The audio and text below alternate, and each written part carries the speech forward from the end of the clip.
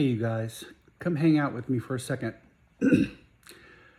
Yeah, I know it's January 25th and I still got my Christmas tree up, but some of my holiday one on ones this year got ill with the flu and they weren't able to make it for their holiday session with me. So I have kept the tree up until they can finally come see me and we can celebrate our year together. So that's why the tree is up. But I got to tell you, tonight, I'm actually really glad to have it because it's giving me some peace, and it's reminding me to hang on to hope. I, in all honesty, was not that much into the holidays this year. In fact, when I heard people say Merry Christmas or Happy New Year, I really couldn't say it back because there's just so much going on right now that I don't feel very merry, and I can't say that I am very happy about what I see coming in the new year. But I'm glad to still have the tree up because it reminds me, with all the color, all the many different lights that we all represent. Those lights were all very different, every color. And that's when I look at a Christmas tree and I see the lights. I think about that we are all different and that we all make up different hues of vibration and frequency and that make us stand out from one another. So I'm up tonight waiting for an ice storm to hit us here in Texas, while an ice storm is hitting our nation. And I'm grieving the loss of Mr. Alex Preddy because he was obviously a very, very good man. It's probably going to get reported later on about what he was up to. But until it is, I want everyone to know that Alex was actually there on the scene trying to clear traffic and blockages that had been put on the road because when Miss Good had been killed and her vehicle was caught in the middle of the road, there was some little stunts that the individuals of ICE pulled in order to prevent flow of traffic. And that was part of the reason why that beautiful lady was in the circumstance she was in. And of course, they took her life. They made an example out of her. So when Alex, who is a ICU nurse for a veterans hospital in Minneapolis, saw a woman getting attacked, and he wanted to stand in the way of her being abused. And from what I saw, he was trying to get her to safety and lifting up his hand to try to block the pepper spray that was coming into his eyes.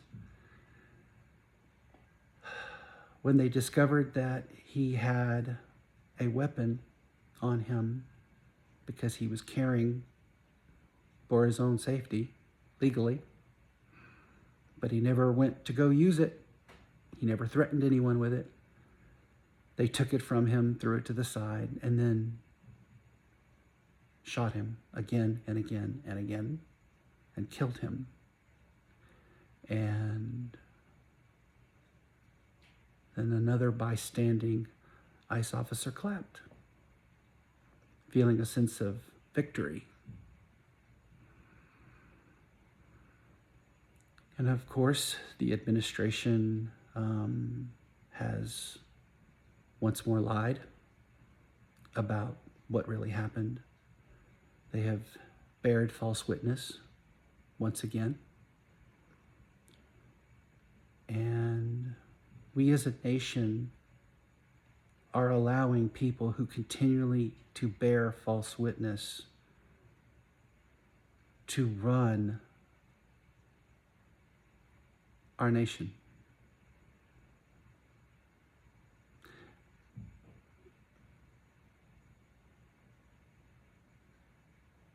When are we going to realize that these people are incredibly unwell? They have no business being in charge of us. They need therapy. They need help. And sick people who are emotionally and psychologically and mentally unwell are attracting other emotionally unwell people to come work for them. And they're putting them in charge of the rest of us. You know, don't you find it funny that we're never educated about the most important organ in our body, which is the brain? It runs everything, you know? And it's like they want to keep us dumb to understand how life affects us, affects our brain, affects our chemistry and our behavior, so they can manipulate. And what we are all witnessing right now is the aftermath of severe trauma that has caused people to become mentally deranged to the point that the prefrontal cortex that creates and maintains civilization, we do it from here, once it becomes flooded with too much cortisol, it creates something called brain rot, where the left hemisphere of your prefrontal cortex becomes fried. And it loses the ability to look at life from a philosophical, fair, amicable point of view. And what it does is it forces you into your limbic system, which is in the middle of your brain, down to your amygdala, which is where the primal part of us exists, kicking in survival mechanisms. We are dealing with a situation right now where people's prefrontal cortexes, because of trauma, because of severe rage that has gone on and on and on, pumped tons and tons of cortisol, they're brain fried. They're literally their neuronet that connects to other parts of the brain. It's fried. So the amygdala is taking over. The lizard brain is taking over. People are behaving like reptilians.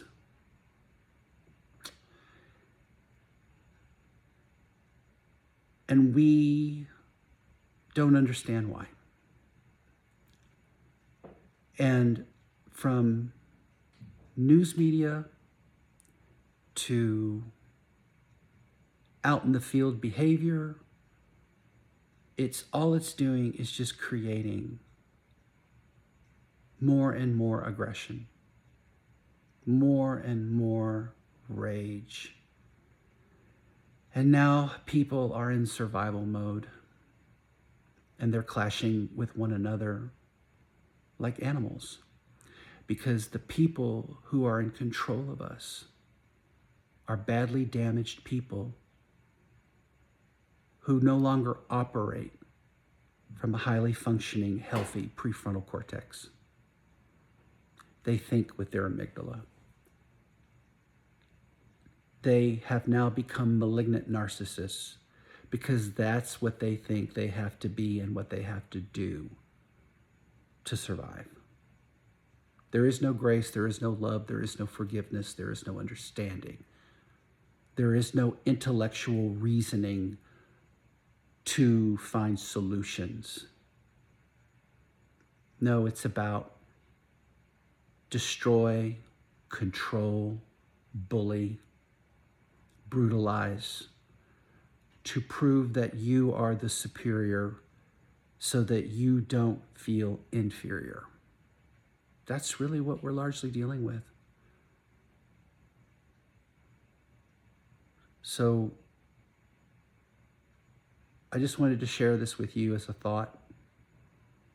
And I just wanted to tell you that my heart goes out to everyone in Minneapolis for what you're being made to deal with, and also just all over the nation. There was a young boy, a 10th grader. His father, and his father picked him up from school, and ICE attacked their van and kept banging into it, nearly tipping it over, until finally the father stopped. And the boy was videoing, and he was just screaming from a very primal place. It was extremely unnerving. And long story short, they confiscated the man and the boy, sent the father to detention camp and the boy to the hospital. I believe his thorax had been hurt. And then 2 hours later, they discovered that the boy's cell phone had been sold at a grocery store kiosk. They stole his phone and sold it. And meanwhile, that boy is going to be damaged psychologically for the rest of his life, and God only knows what's going to happen to his father, where his father's going to be sent. And, the boy kept crying for the father to get away, to save him. And the father just kept trying to calm his son, telling him it was going to be okay. It's just the saddest thing. And I'm going to share something very personal, private. I had an opportunity to go be with one of my best friends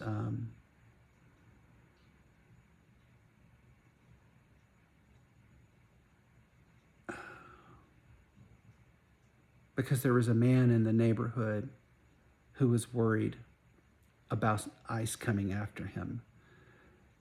He is a legal resident of the nation, but because legal residents are being attacked, he was afraid for himself. And so a man that has been living in a residence for many, many, many years was now going to try to get away to his home country and was going to leave behind the life he has worked so hard to build. So what I was going to do was I was going to cash out some investments that I had to be able to afford to rent the apartment, to try to buy him some time to see if once this, storm passes, give him back his old life. And I would just come and go and get to visit with my best friend. But then it hit me. I can't do that. I can't go there and be around ICE, because what happened to Alex today would happen to me. I'm very protective of people. I have a very strong sense of justice, and I'm not the type of person who can just sit by and watch people be decimated. And I know that if I was to witness something that was happening to people so unfairly, I know myself, I would get right in the middle of it. And in this day and age, it doesn't matter who you are, what you believe, what you are crying out, trying to help other people understand is wrong and evil. If you use your voice, if you speak out, people who are damaged, people with emotional problems, they will try to hurt you because they don't know how to heal themselves, and they are hurting themselves. And we have leadership that is encouraging more and more trauma by the minute, which means everyone is going to just try to hurt each other even more. And when people try to step in innocently to help, they're going to get hurt and injured and even killed. So we have to do something about this, America. It's very wrong. It's incredibly ungodly. And it is opening the door for evil to thrive.